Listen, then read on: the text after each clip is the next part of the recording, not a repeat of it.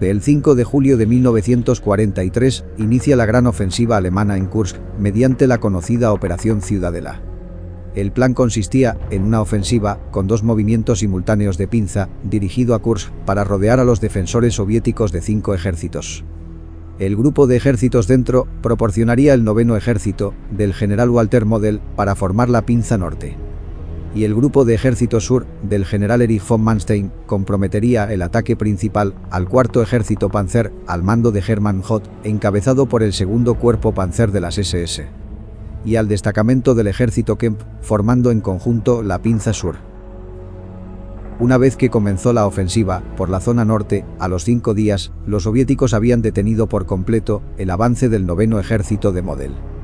Y por la zona sur, el ejército de Hermann Hoth hizo un progreso lento, pero constante, a través de las líneas defensivas soviéticas. Llegando al amanecer del 9 de julio de 1943 a las afueras de Prokhorovka, donde se daría una de las batallas de tanques más importantes de la Segunda Guerra Mundial, conocida como la Batalla de Prokhorovka.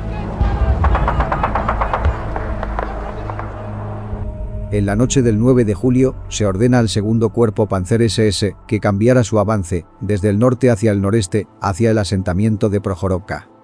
Hermann Hoth había formulado este movimiento y lo había discutido con Manstein desde principios de mayo, ya que esperaba que llegaran, desde el este, grandes fuerzas de reserva blindadas soviéticas. Y cuando llegasen, no quería que su cuerpo fuera atrapado, cruzando el río Pesel. A partir de la mañana del 10 de julio, el 2º Cuerpo Panzer de Paul Hauser comenzó su avance hacia Prokhorovka. Su 3ª división de granaderos Panzer SS, Totenkopf, con su regimiento Theodoreike, atacó a través del río Pesel. La 1ª división de granaderos Panzer SS, Leibstandarte, capturó la granja estatal de Komsomolets y la colina 241. La 2ª división de granaderos Panzer SS, Das Reich, defendió el flanco derecho del cuerpo Panzer de los contraataques de los blindados soviéticos. En la mañana del 11 de julio, el 2º Cuerpo Panzer continuó su avance hacia Prokhorovka. El avance de la Leibstandarte fue frenado por el 2º Cuerpo de Tanques, que había sido reforzado por la 9ª División Aerotransportada de la Guardia. El ataque de la Totenkopf fue resistido por el 31 Cuerpo de Tanques. Y al sur de la Leibstandarte, el 2º Cuerpo de Tanques de la Guardia se opusieron al avance de la Das Reich. Al final del día, del 11 de julio, la Leibstandarte, con su 2º regimiento de granaderos Panzer, había avanzado profundamente en el 3er cinturón defensivo soviético. Se habían movido por el corredor Pesel. Despejando la resistencia soviética en la granja estatal de Oktyabrsky, cruzaron una zanja antitanque de 4 metros de profundidad en la base de la colina 252. Y apoderándose poco después de la colina en una breve, pero sangrienta batalla, dejándolos a solo 3 kilómetros al sur de Prokhorovka. Al noroeste, los panzergrenadier de la Totenkopf habían logrado hacer una cabeza de puente a través del río Pesel y los tanques cruzaron, pero aún tenían que tomar la colina 226. Pero lo malo es que habían dejado una brecha de 5 kilómetros entre la Totenkopf y Leibstandarte. Al sur de la división Leibstandarte, la Das Reich también había encontrado una fuerte resistencia y se había quedado unos 4 kilómetros atrás. Con su avance, la Leibstandarte quedaba expuesto en ambos flancos. A última hora del 11 de julio, el 5º Ejército de Tanques de la Guardia se preparó para su próximo contraataque. Como también, en la noche del 11 de julio, Hauser, comandante del 2º Cuerpo Panzer, emitió órdenes para el avance del día siguiente. Las órdenes de Hauser, para el 12 de julio, establecían que la Totenkopf debía avanzar hacia el norte, tomar la colina 226, cortar la carretera entre Prokhorovka y Oboyan y eliminar la amenaza para el flanco izquierdo de la Leibstandarte. La Das Reich debía avanzar hacia el este, eliminar las defensas soviéticas al sur de Prokhorovka y eliminar la amenaza del flanco derecho de la Leibstandarte. Mientras el general Rotmistrov tuvo que designar nuevas posiciones de asalto para su 5º Ejército de Tanques de la Guardia, que debían contraatacar a las 8:30 de la mañana, desde la misma ciudad de Prokhorovka, el 18º Cuerpo de Tanques atacaría al punto de unión entre las divisiones Totenkopf y Leibstandarte. Y el 29º Cuerpo de Tanques avanzaría por la carretera de Prokhorovka hacia la granja estatal Oktyabrsky, tomada por la Leibstandarte. Y el 2º Cuerpo de Tanques de la Guardia avanzaría contra la Das Reich.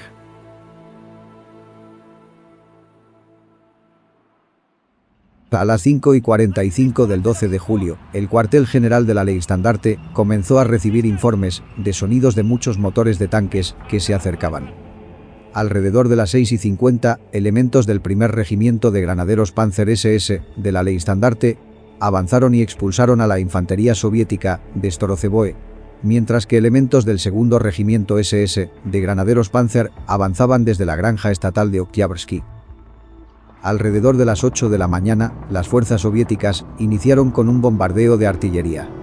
Cuando los últimos proyectiles cesaron, Rotmistrov transmitió por radio la orden de comenzar el ataque. Con eso, la armadura soviética del Quinto Ejército de Tanques de la Guardia comenzaba su contraofensiva.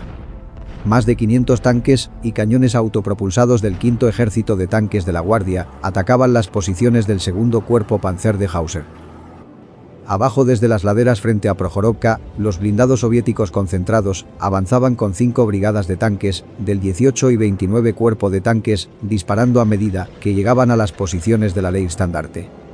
Mientras los tanques soviéticos rodaban por las laderas, llevaban en sus cascos a soldados de la 9ª División Aerotransportada de la Guardia.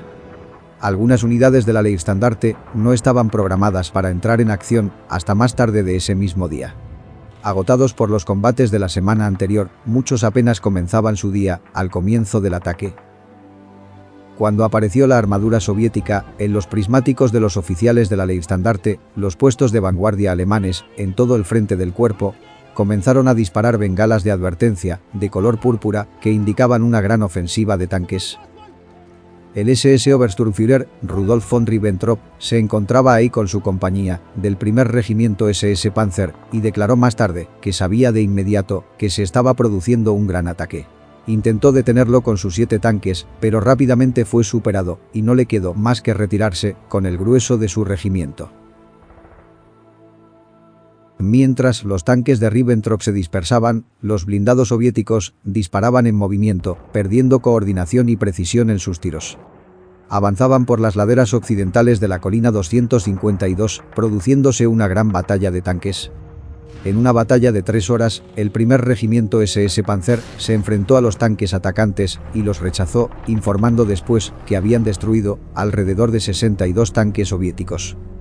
Más tarde, tanques de la 31ª Brigada y la 53ª Brigada Motorizada invadieron elementos del primer batallón de reconocimiento SS, llegando algunos a Komsomolets, amenazando las líneas de comunicación de la Leibstandarte y la Totenkopf, además el puesto de mando de la división. Atacando también al primer regimiento de artillería y acabando con algunas de las tripulaciones. El grupo de 4 Tigres de Michael Wittmann brindó apoyo al batallón de reconocimiento en su esfuerzo por proteger el flanco izquierdo de la Leibstandarte y se enfrentó al avance de la 181 Brigada del 18º Cuerpo de Tanques. En una batalla de 3 horas, los Tigres se enfrentaron a los tanques soviéticos a distancias desde 1000 metros hasta quemarropa, infligiendo grandes pérdidas a los tanques soviéticos y repeliendo con éxito su ataque, y sin llegar a perder ningún tigre. Más tarde, elementos de la 170ª Brigada de Tanques se enfrentaron al primer regimiento SS Panzer, que ya estaba luchando contra las 31 y 32 brigadas de tanques.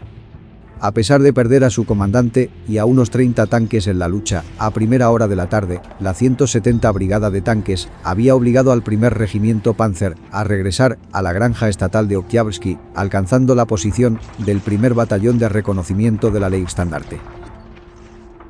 Alrededor de las 18, algunas unidades de las brigadas de tanques 170 y 181 penetraron la línea alemana que conectaban la Totenkopf y Leibstandarte. Cañones de asalto y tanques, apoyado por el 6º Regimiento Theodor Eicke de la Totenkopf, repelió el ataque soviético y restableció la línea, lo que obligó a los tanques del Ejército Rojo a retirarse al pueblo de Andreevka. El avance de los blindados soviéticos por la colina 252 se interrumpió cuando llegaron a la zanja antitanque en la base de la colina. Varios tanques se estrellaron contra la zanja de 4 metros de profundidad, mientras otros se movían a lo largo del borde, buscando una forma de cruzar. Se intercambió fuego intenso entre los tanques soviéticos y el batallón del SS Sturmbannführer Joachim Peiper en el lado opuesto de la zanja. Se enfrentaron a la infantería soviética y atacaron los tanques soviéticos con granadas antitanque. 20 de las semiorugas de su batallón se perdieron en la lucha.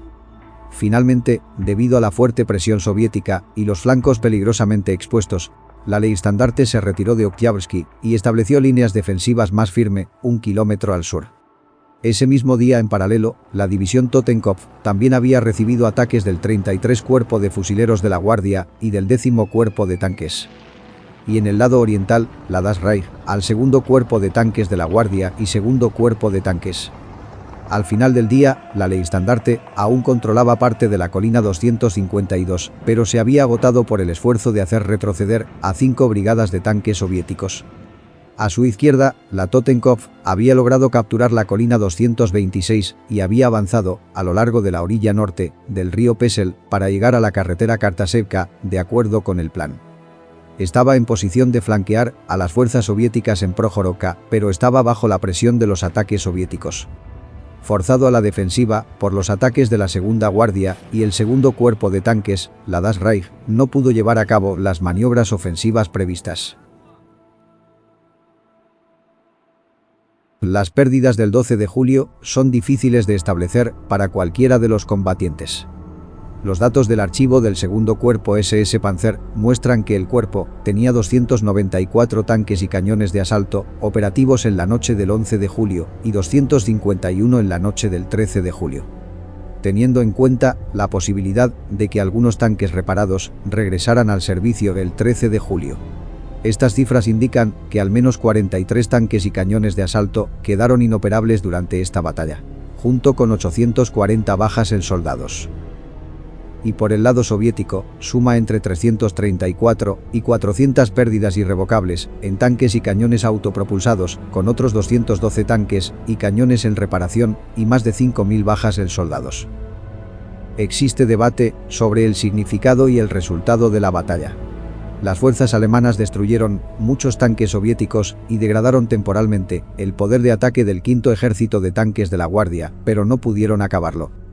Por el lado soviético, el ataque blindado masivo del 12 de julio no logró destruir el 2º Cuerpo Panzer SS, pero logró agotar a los alemanes y finalmente contribuyó a frenar su avance.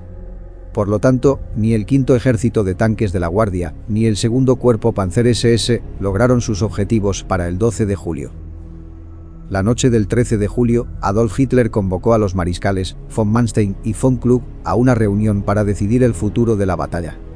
El escaso éxito alcanzado, los primeros contraataques soviéticos y el desembarco aliado en Sicilia llevaron a sugerir el fin de la ofensiva.